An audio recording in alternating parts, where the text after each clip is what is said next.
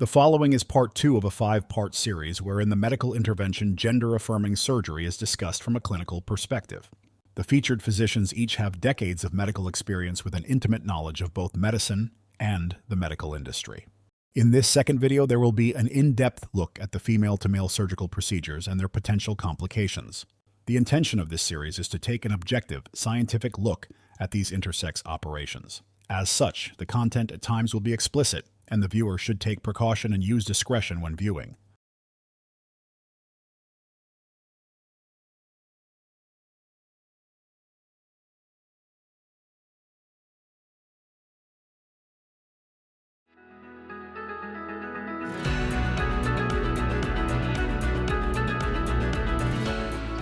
Welcome to the Gold Report, where we inspire you to be 10% more courageous. I'm so glad you're here. Please remember to like, share, and subscribe so you never miss an episode. Our show today is the second in a 5-part series on medical mutilation, often referred to as gender reassignment surgery. Today's episode will focus on the process of female-to-male surgery and hormonal treatment. Our series is aimed at informing the public specifically regarding children. The race to mutilate children under the guise of normalizing it as a so-called medical or therapeutic option must be exposed for the fraud and harm that it is. Doctors cannot participate in social movements that harm patients. Hospitals and doctors are making a fortune of money off harming young people and must be exposed. There's no one more qualified to speak on this topic than our guest, Dr. Melanie Crites-Bachert. She received her medical degree from the West Virginia School of Osteopathic Medicine in 2003 and completed her residency in urological surgery at the University of Medicine and Dentistry, New Jersey in 2009. She then received fellowship training to specialize in female pelvic medicine, voiding dysfunction, and pelvic reconstructive surgery from the Cleveland Clinic in Florida. We want to emphasize that although Dr. Crites-Bachert is highly qualified, she has chosen not to perform medical mutilation procedures. There are many voices currently speaking about this topic from different perspectives. There are resources available that weigh the pros and cons. The focus of our series is to provide the necessary medical information about these procedures, information that is completely absent in public conversation, and we will be exposing the brutal physical reality of medical mutilation. So let's dive right in. Dr. Crites-Bachert, thank you so much for joining us again. Thank you. Can you take a moment to share with us what would be the steps that would have been necessary for an individual to have already taken before they would end up in front of a urological surgeon like yourself? So as we discussed in the last segment, patients should be addressed from a holistic standpoint, mind, body, spirit. And when I say holistically, I don't mean herbs and naturopathic. I'm talking about the patient as a whole. A patient is more than a body. They are mind, they are body, they are spirit. They should have had and should be required to go through a complete full workup from a spiritual standpoint, from a psychological standpoint, from an anatomical standpoint, very rigorous criteria, as we had spoken before making the decision and pulling the trigger to undergo such a life-altering surgery. Right. So, and by the way, and that's true in many situations for surgeons, which is that the surgeon is really the last step, right? You see your primary doctor, then you maybe get a second opinion, and maybe you talk it over with your spouse, and maybe you talk it over with your spiritual person, et cetera. And then you end up in the surgeon's office. So this is no different. We're just saying that this, you should have had a whole lot of conversation before this. So we're going to go on to talk about female to male specifically. And I just want to share with the audience that we will be using anatomically correct language for clarity's sake. So what is the most common type of female to male medical mutilation surgery that is being done? So obviously females have a vagina. XX chromosomes have a vagina. So whenever somebody wants to transition to a male anatomically, it would be the destruction of the vagina to then create a functional phallus or penis, substantial enough and functional enough for penetration for sexual intercourse. This is going to sound so obvious to you and I as doctors, but you started with people who have XX chromosomes have vaginas. People with XY chromosomes have penis and testicles. Correct. So I just want to clarify for everybody, there's nothing that you can do as a surgeon that would ever change the person's chromosomes or DNA. You're just Correct. talking about just changing The organs, the something on the body. anatomical appearance. Yes. Yeah, just exactly like the appearance or something, right? Like Mhm. same as, a leg or an arm. Correct. It's just the external thing. Okay.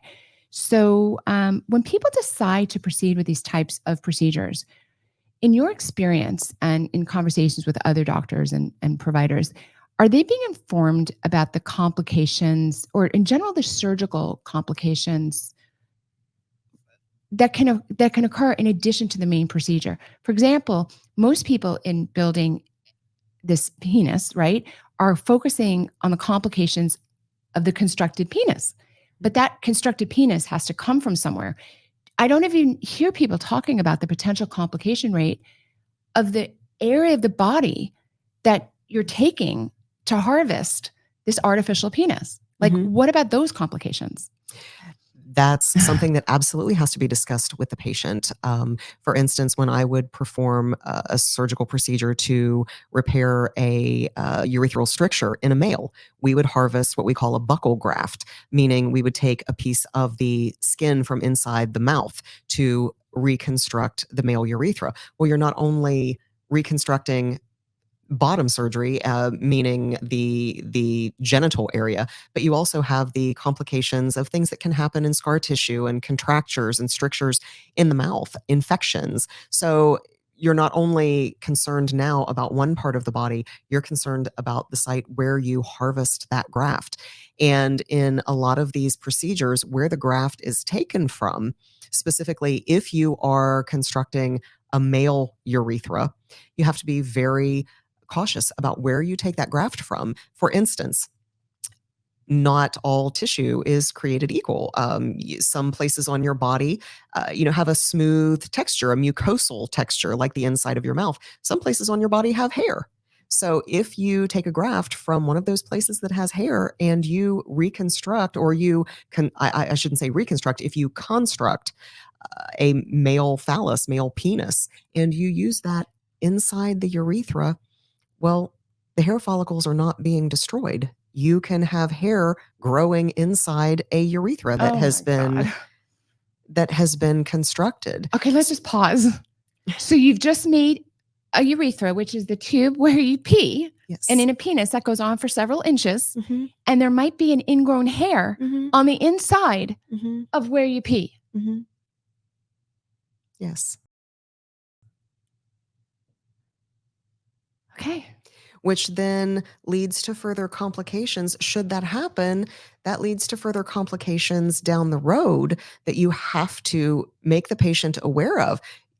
Urinary tract infections, pain. I just can't get it out of my head. Like, that's like Dante's level of hell. I mean, I can't even imagine how, yeah. Okay. All righty. So in general, I would say that this is news to people, that there's all these potential complications, both from the area where you're taking healthy tissue and kind of destroying it or taking it away, and then the site itself. In considering these surgeries, how much is discussed of the risks of the procedures needed to accomplish the construction of a penis? I guess we're already talking about that. So you had given an example, and I think, correct me, the proper name for this is a radial forearm free flap. Correct. So what exactly do most people who want to have this procedure go through? Just specifically, like for a radial forearm flap, Yeah. it is essentially, you're essentially being skinned. Very, very. How come this doesn't make it onto Twitter? Okay. Yeah. Okay. So they're taking skin from skin. They're taking skin and fatty tissue from the forearm, which of course can cause scarring of that area. It's more extensive, for instance, than getting a tattoo. And then you have, tattoo removal, and you have some of that scarring. You can always see that there was something there. This is actually taking a skin graft, and you will forever have missing tissue. So they take that tissue, that healthy tissue from there, and they try to construct a penis, but obviously that can't get erect. So what is the science behind? Yeah, so in those instances, patients would then, if they do not have a functional penis, meaning a penis that will get hard enough for penetration, or uh, if they're wanting to have penetrative sex, that would lead to a penile implant. Okay. So multiple layers of yeah. surgeries. It's not just one surgery and done. It is layer upon layer upon layer of surgery.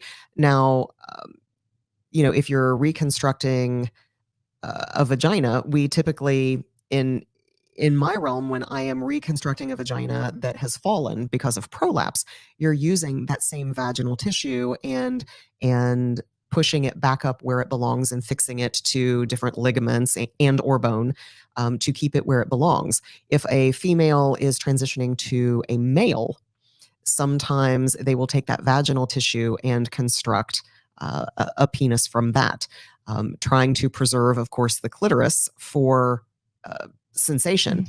So a patient may not have full sensation for Right. climax, for orgasm, for sex, but they can use some of that vaginal tissue to construct a penis.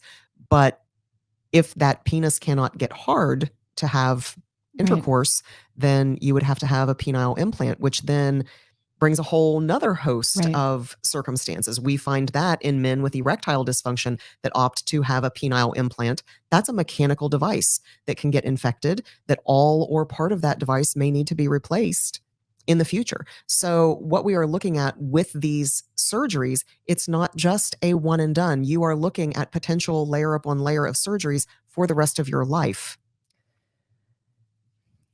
Incredibly important information.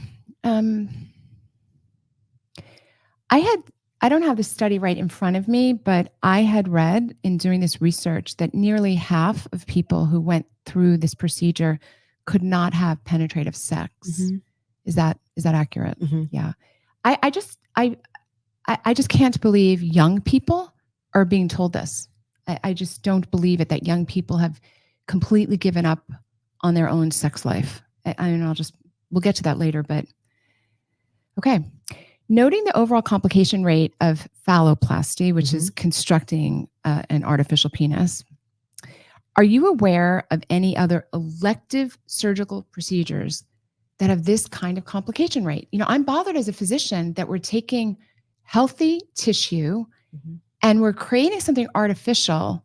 There's a high complication rate, and I cannot think of any analogy in medicine where we do that. I mean, if a person came into me and said, I don't really like my left leg, and even if there's a problem, like they had chronic lymphedema where the leg is more swollen than the other leg, but they're able to walk and they're able to do most of their stuff, but they don't like it because it looks weird compared to the other. Nobody would say, well, let's chop off that leg and, you'll be fine. Like, it's just not permitted. And you'd be charged with battery. Even if the person consented, you'd be charged with battery. As a doctor, you can't offer that. So I look at the complication rate for this and the lack of success. Is there any, can you think of any other elective procedures that are allowed to proceed with this kind of complication and lack of success? It would be the very obscure surgeries, the surgeries that are not done quite as often. That would fall into the realm of elective surgeries secondary to cancers, for instance. One of the most prominent procedures that's performed nowadays is the robotically assisted prostatectomy for men, generally with prostate cancer. And even with that, there's less than a 5% complication rate with that, versus the older procedures having up to a 35% complication rate. So even with this most commonly performed procedure for a cancer procedure, it still doesn't have as high of a complication rate as these particular procedures do. And we're taking into account complications, such as stricture disease, bladder neck contractures that's a form of stricture, scar tissue formation as a result of taking out the prostate, and the older open surgeries where you had to open the abdomen, you would have a 35%, approximately 35% rate of bladder neck contracture. That is substantially decreased. But even with those old older procedures that aren't performed quite as often anymore, even that It's lower. that was lower. That percentage rate of complication And they were was so they were looking for solutions, because even then they thought correct. 35 was much too high to be acceptable. Absolutely. And then if you start looking at difficulty with bowel function, that's the complication rate of that after a radical prostatectomy robotically is less than 10%. When you're considering, for instance, for women, pelvic organ prolapse surgery, overall complication rate is around 20%, give or take there. And those higher complication rates are generally due to the use of mesh augmentation for reinforcement of that tissue. And that's around 10 to 20% complication rate. And it can be as high, complication rate as high as 25% for urinary incontinence. However, urinary incontinence is very treatable. So I wouldn't even consider that a complication per se, because that's correctable. So what I'm hearing you say is that the complication rate for the phalloplasty procedures, and oftentimes there's multiple, it sounds like it's much higher than 50%, because they need multiple surgeries. That's not even counting if it works or doesn't work, because there's a study that says 46% of the time this artificial phalloplasty can't even do penetrative sex. Correct. Let alone climax, orgasm, all of those things. But then you have the medical complication rate, sounds like it's over 50%, but even if it was 46% or 50%, that's still so much higher than other procedures that we do in medicine. Correct. Even these very high, you're giving me very high numbers. In the ER, I wouldn't have had procedures that had like 10 or 20% complication rates. You are dealing with a sicker population, often cancer and reconstruction. So you're even going up to complication rates up to 20%. But I've never heard of anything like this. 45, 55% complication rate. Urethral fistula as a result of a phalloplasty. In a 25-year retrospective review, the complication rate for urethral fistula, which is a connection between the urethra and either the bowel or another organ, is up to 49%. But let's pause there. So urethral fistula sounds like just two words that we put together. It is an unmitigated disaster. Yes. It's a disaster. Like, our audience doesn't realize what a disaster having a urethral fistula is. So a fistula, say it again. A urethral fistula. Tell Yes. the audience what it is. So that is a connection between the urethra, so the tube that carries urine from the bladder to the outside of the body, that is the urethra. When there is a connection between the urethra and another structure, generally that is the bowel. That constitutes a fistula. So ostensibly, a patient can be having urine come out of the anus with bowel movements, or fecal material coming out of the urethra when they urinate, because there's a connection between the two. And urethral fistula, 25-year retrospective review showing urethral fistula complication rate from phalloplasty is as high as 49%. Oh my God. Okay. So you have nearly, in a 25-year retrospective review, meaning looking back on all of these procedures, a patient needs to be told from this data that there is nearly a 50% chance that forming a penis can have a nearly 50% chance of having a connection between the urethra and the bowel.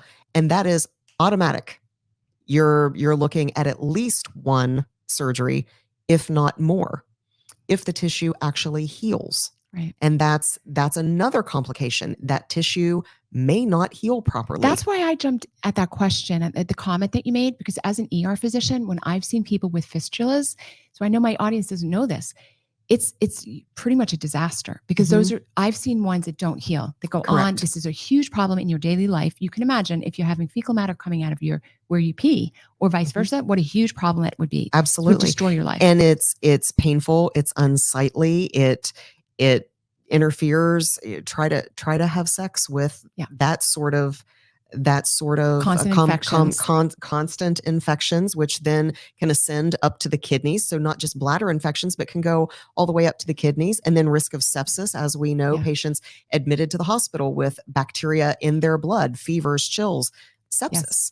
And then you have the scar tissue formation. And then this same 25-year retrospective review, nearly 25% chance of having urethral stricture, which is a scar tissue formation causing a narrowing of the newly formed urethra, preventing the individual from being able to urinate properly. So that can lead to chronic, long-term ongoing catheters, or for instance, suprapubic tubes, or complete urinary diversion altogether. Oh my gosh. So we are here to share with you the medical facts about taking healthy tissue and replacing it with tissue that is not supposed to be doing where we doctors are putting it, and the tremendously high complication rate of doing these things. We don't hear any discussion about this. I did not know that the urethral, am I saying right? Urethral fistula. Urethral fistula. Fistula rate is as high as it is. And I think that it's unconscionable. I cannot believe that there's a procedure that's being offered with such a potentially high rate of fistula. Fistulas are terrible. I can tell you as an ER physician, it's just terrible. Now, certainly I want to qualify that and say this is data that we have to this point. Right. Now, with all of these procedures being completed now, we have yet to have 10-year collection of data on these. So perhaps with these fellowship programs now specializing in this, perhaps we will see those complication rates decrease. Maybe. But patients need to know the old data is all that we have right now. We do not have, adequate long-term data from this explosion of procedures that we're doing now. And thank you for making that point that this is what we have right now. The techniques may get better over time, but if you're having the surgery in 2024, this is what we've got. This is what correct. we know. Okay. All righty. So as we're talking about this, it's clear that there have to be many complicated individual variables that have to come together perfectly for this to work well for the patient as a whole. Correct. Right? We haven't even talked about hormone treatment, but the flap harvest area, the phallus construction, we didn't even talk about the top surgery or cosmetic surgery, but all of this has to come together perfectly to work for the patient. Correct. What are the odds? I mean, I guess you can't speculate, but what would the odds be that you can go through all of this and it would all work perfectly without complication? I just don't think it's realistic as a doctor. You would have won the lottery as a patient. Thank you for saying that, because it's just not realistic. As an ER doctor, I see complications all the time. Correct. So a person who wanted to have the anatomy of a male, who wanted to be able to have sex, which required the delicate hormonal balance, a functioning penis that can be erect, and the ability to achieve orgasm. For all of these individual variables to come together, it sounds like it requires just kind of a nearly impossible set of circumstances. Plus avoiding complications. I think I mentioned earlier that the study by Derouge in 2021 found that 46% of people who had the phallus reconstructed were unable to have penetrative sex. Also, correct me, what I've read is that the artificially constructed penis is small and the person often cannot urinate while standing. That's what I had read in the same study. That's correct. It's a very delicate procedure to reroute the urethra. Okay. I'm a mom, okay? I can't believe anyone would voluntarily trade, any teenager would voluntarily trade a healthy, functioning body for one that does not work for what they signed up for, right? Like, you can't definitely get an erection. You can't definitely have penetrative sex. You might have a small little penis. You might not be able to stand when you pee, which is probably, a thing that boys really identify with. I can't believe that a teenager would sign up for this if they had all the facts. I'm just kind of wondering, that's speculation, but it just seems shocking and unbelievable to me that somebody would sign up for that. Would you agree? I would absolutely agree with that, because with all of the multifactorial things like we just talked about right now, in this realm, we're only talking about pelvic reconstruction. When you factor in chest reconstruction, whether that's mastectomy or whatever sort of breast augmentation, if you're going from male to female, you're talking about facial reconstruction. You have to factor in all of the complications from those sorts of things as well. So unfortunately, this is not Hollywood. This is not a movie where the hero always wins and you overcome these insurmountable odds and at the 11th hour, everything perfectly aligns. These are very real things that everything would have to come into alignment perfectly for someone to have an absolutely perfect outcome. The odds are against it. And then there are a lot of issues that are seem kind of small, like an ingrown hair on your arm, which would not be a big deal. But if you had an ingrown hair in your urethra inside of you, this could pretty much ruin your life. Correct. And also it's very realistic to say and to inform the patient that, again, it's not a one and done surgery. Complications can happen at any stage in life, 10 years from now, 15 years from now. Yeah. So you are likely going to have multiple surgeries throughout your life. Right. So, this is just tough for me as an ER physician because I had so many patients that would come in, like older men usually, and, they couldn't pee. And so we had a catheter, and sometimes the catheter didn't work, and we have to put in a suprapubic catheter. That's when you put a hole in the person's belly to get the urine directly from the bladder, bypassing the whole penis and urethra. Mm-hmm. But all of those people wish they didn't have that problem. Right. And that's just not even the biggest of the problems you've described. Right. But all of them hated that and didn't want to be there for that. Mm-hmm. So I just don't think people would trade a healthy functioning urinary system, which is part of the reproductive system, for these problems. Do you feel, something that I've heard that's really bothered me is, and I've seen this online, which is, it's, people explaining why they might go for this treatment because it's so irrational to trade a healthy body for an unhealthy one. Well, it's better to have, a son who's alive than a daughter who's dead. Do you think that people saying that are minimizing, like they're using that to minimize the surgical risks? I think in some respects, yes. I think it's a lot of sensationalism and fear mongering that we've seen just over the last 3 to 4 years. It is a very common argument that is being used right now. And again, it goes back to not addressing the patient as a whole from a spiritual standpoint, from not just from an anatomical body standpoint, but mind, body, and spirit. And I think in a lot of ways, and I personally feel, and this is where I will in this instance interject opinion, because I feel very strongly that people need to be treated as a whole. And it is so multifactorial that you need to seek, spiritual care, whether you believe in, it doesn't necessarily mean that you believe in God, but whatever entity that is that you believe in. I personally am a Christian. I, believe in God. Before making big decisions, I would seek pastoral care. Yeah.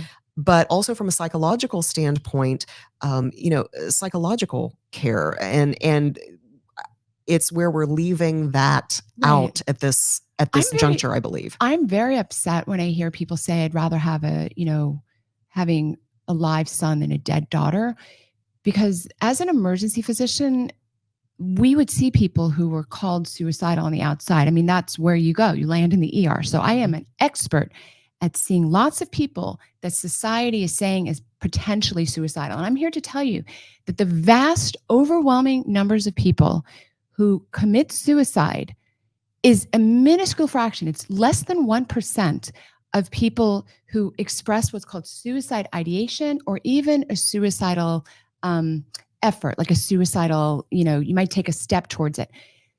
The numbers of people who express, I want to die, I want to kill myself, I'm so unhappy, I can't live. If that's 100, maybe 4 of those people will take some step towards it, like take a pill. And those people who are taking a pill, many of those people will immediately call poison control, or a friend or a relative. And of those people, the number who really want to kill themselves is much less than 1% of the people. So I feel that when parents are hearing from medical professionals, it's better to have a son who's alive than a daughter who's dead, is that they're taking the universe of people who might say some word that might sound suicidal, but it's irresponsible of the doctors to allow that kind of speech to go on, because that is not the true number of people who are actually suicidal. In other words, look at the patient as a whole, have them talk to the pastor, have them talk to a doctor, psychologist. I think support groups are actually fantastic. Other people like in the similar situation.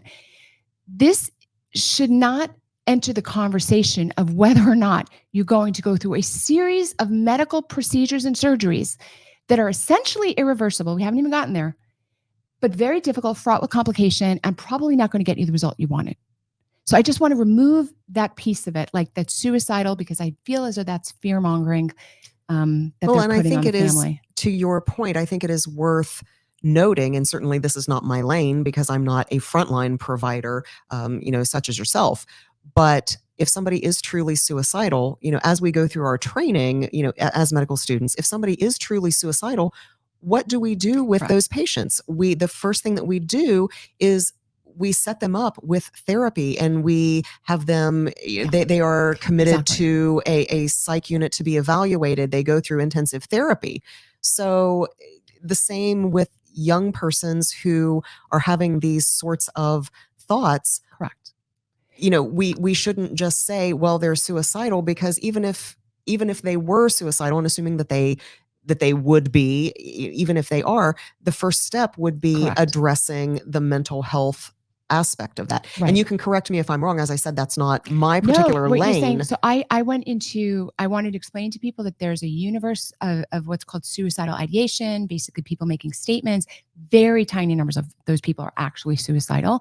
And then you made the correct observation that if someone is showing true signs of suicidality, there's a whole bunch of stuff that we do as doctors. I also had lots of those patients, and there's specific physical exam findings that you find when you talk with someone who's actually suicidal. It's not the same thing as a young person saying, I'm going to kill myself if I can't get this body, or I'm going to kill myself if I can't get that car. I'm going to kill myself if I can't get that boy. I mean, that is a very common phrase for teenagers to say, and we can't leap from that into medical mutilation. And that's the piece I want to say. And I think it's terrible that we're essentially, it feels like blackmail to me. It feels like emotional blackmail that is happening with the consent of the doctors, and the doctors are getting paid a lot to do these procedures. So I'm very suspicious of it.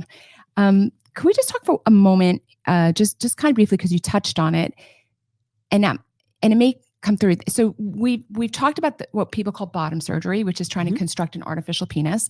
And that's, of course, a huge piece, but also female to male has to deal with the breasts. They have to have hormonal changes.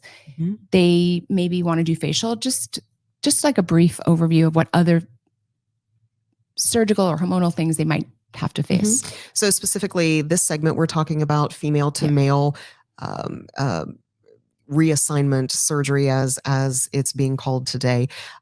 So for female to male, you have mastectomies. Oftentimes that patients will undergo a mastectomy. They will have complications from that, or can have complications from that. Certainly some scarring. As you mentioned, facial reconstructive surgery, if they are transitioning from female to male, they may want a more masculine appearance. Facial wise, certainly with hormonal manipulation, some of that will be addressed, because with testosterone therapy, they will start growing facial hair. Their voice will deepen. Those are sorts of things that may or may not go away. You have the hormonal manipulation. So again, as I said, it's so very multifactorial, with complications potentially from each one of those sorts of things. So, and if you as a surgeon are doing it, and mostly what you do as a surgeon is irreversible, so you're going to do something irreversible, how sure do you want to be that this is the right path for the person? Absolutely. With any surgery, you want that. And certainly with this sort of thing, because once you destroy healthy tissue, and that's with any surgery, once you destroy healthy tissue and you construct something else from that, you have scar tissue. You have tissue that's not as strong as the original tissue, not as functional as we spoke about.